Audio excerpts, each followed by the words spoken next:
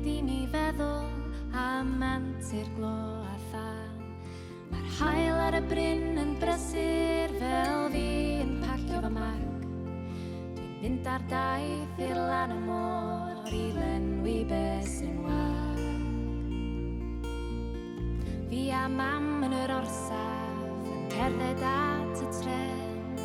Yna bobl yn symud yn brysur, rhai yn ddig a rhai yn glen. Eistedd i lawr yn y cerbyd a thu allan i'r ffenest yn bwg.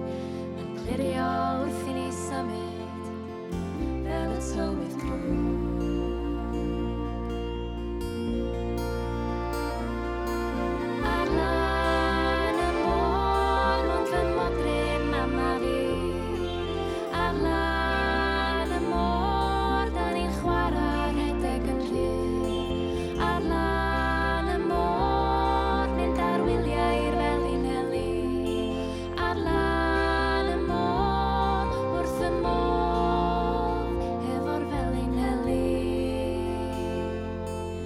Tren yn cyflymu heibio, pentrefi gwahanol i gyd, ond ni allan nhw gymharu i gyrchfan mam a fi. Dwi'n edrych tu allan i'r ffenest, cael lot o hwyl a sbrid.